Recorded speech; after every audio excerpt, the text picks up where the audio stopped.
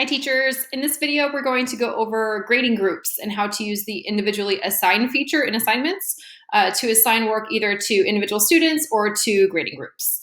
A grading group is really just another name for a group of students. It's the Schoology version of student groups. So to get started, right now we're in our materials tab of our course, and we're going to go over here to members on that left-hand navigation panel, which brings us to all the students we have in the class, which in this sandbox is not very many.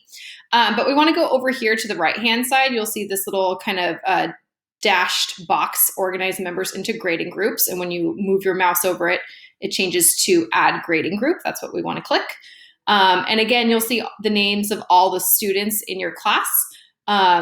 Pretty simple. You just give your group a name. So I'll say group 1. I want this student to be in group 1. I'll click create grading group.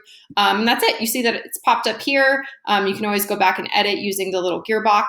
And then you just repeat that process for as many different groups as you want to create.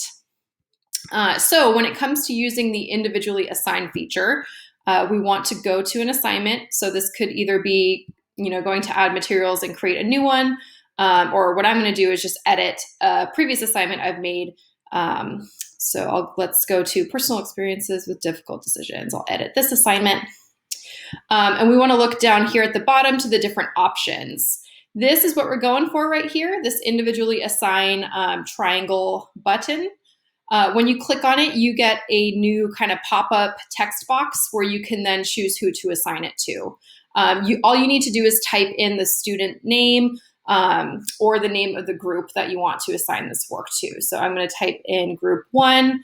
As you can see, we also have the different students. So like, let's say I wanted to do my CHF student, you can also assign it to that individual student as well.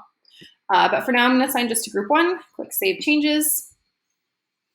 And that's it. That's all you need to do to individually assign the work.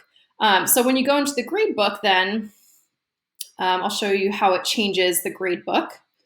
Now, as you can see, this assignment that I just edited to be assigned only to this group 1, which has this one student in it, it's been grayed out for the other students in the class. So this assignment's not available to them. It's just individually available to this student who is in group 1. And that's it. That's the ins and outs of individually assign and groups.